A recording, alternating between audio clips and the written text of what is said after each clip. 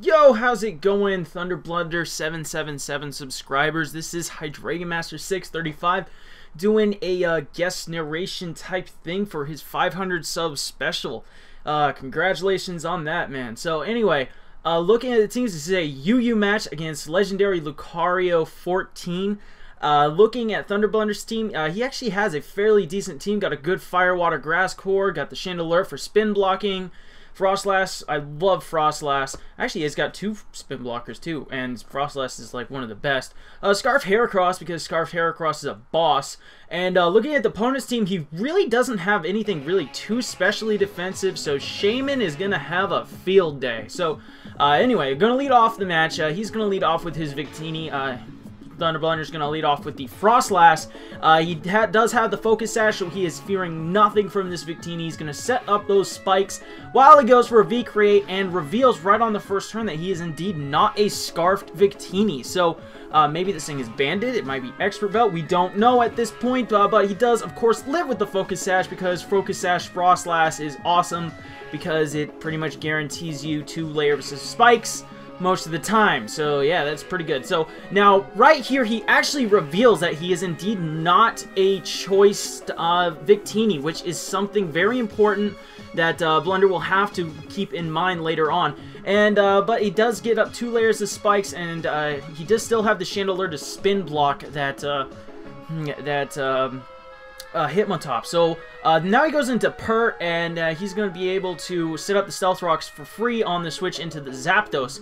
Now the only reason you would go into a Zapdos on a Pert is if you are offensive with Hidden Power Grass, or you're Toxic Sub Rustal. So either way, Mew was the best switch there. So you know, if he went for Toxic, would synchronize back on and all that good stuff. But it does turn out that he is offensive with the Hidden Power Grass, so definitely have to keep that in mind. And Mew is just awesome, and you never know what it's going to do, but it turns out that this is actually a Swords Dance Mew. I love Swords Dance Mew, so just awesome right there. So Shaman comes in here, and Shaman is just going to fire off a Seed Flare because it is a complete badass, and it does whatever the hell it wants to, because Shaman is an absolute monster in the UU tier. So that is awesome. The Gligger is down. That probably really the one thing that completely stops his Heracross from sweeping. The Hitmontop to some extent, but you bring that down to a low enough range, it's gonna die to a close combat. So in comes the Victini. He doesn't want to risk the speed tie, so he's gonna switch out into Pert. I guess he makes a decent play going for the Zen Headbutt, but it still doesn't really hurt Pert too much because Pert is awesome. Swampert is an absolute monster, and yeah, he's gonna show it right here because Hitmontop wants to come in, and you know, Pert, he's like, okay, I'll take the Intimidate, I don't really care, just get the fuck out of my face, roar, bitch! And brings out the Virizion, which unfortunately is not the thing he did not want to see. And does get a little entry hazards, and now normally you see, when you see Virizions, you know, they're a Calm Mind or work up type thing. So instead of switching out into like maybe a Shaman or something like that, he's gonna make a ballsy as fuck play, go for the Roar. But this Virizion has Taunt, which is very odd. Like, it's like weird. So yeah, now he does not want to stay in on this Virizion, knowing he can't even roar it out now. So he's gonna switch into the Shaman, predicting a grass type move. But then he goes for Toxic. Okay. So, maybe bulky Virizion? Maybe this is his specially defensive Pokemon? I mean, it does have 129 special defense, but still, I mean, it's a Virizion. It's offensive. This thing needs to destroy teams. This thing, like, takes down most wall cores in UU. Like, holy shit.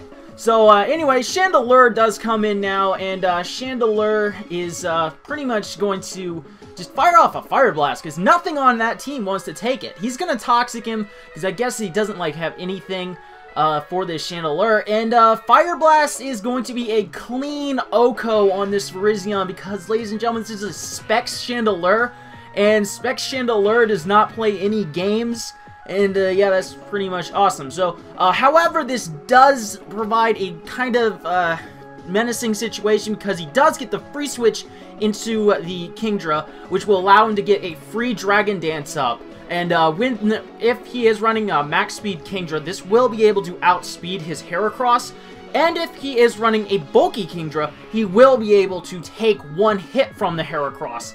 So either way, this is kind of very threatening. But Swampert, as said before, is a complete badass and is like, you know, fuck your shit, get out of my house, and roars him out into the Hitmontop again. And yeah, that's just fine because Pert is at an incredibly low range of health, but it's okay because Pert is going to be good death fodder for later. Very good death fodder. So he's going to actually decide to save Pert, obviously, because he does not want him to spin. Gonna go into the Chandelure. However, Legendary Lucario does make a great play going for the Stone Edge, predicting that, but does miss. I don't really call that hacks because it's fucking Stone Miss for a reason, so it's gonna fucking miss. And turns out he doesn't even have Sucker Punch, or he doesn't go for it for some reason, and Chandelure is able to take him out.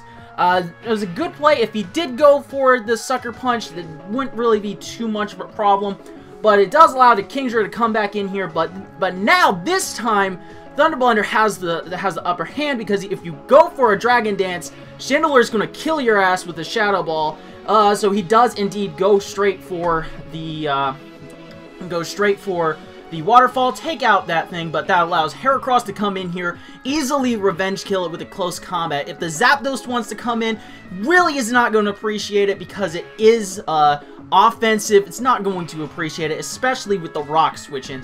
I'm pretty sure it still would have been a 2-hit KO. Maybe it might have been.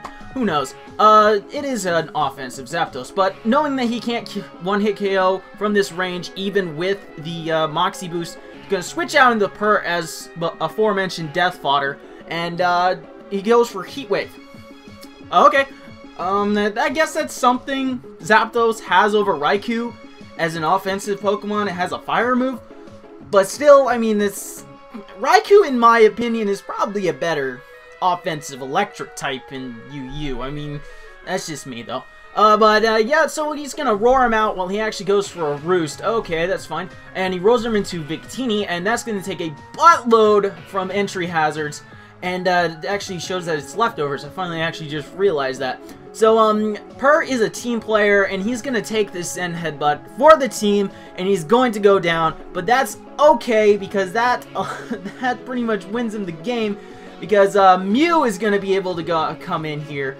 And Mew's going to be able to do whatever Mew wants to do, because Mew is awesome.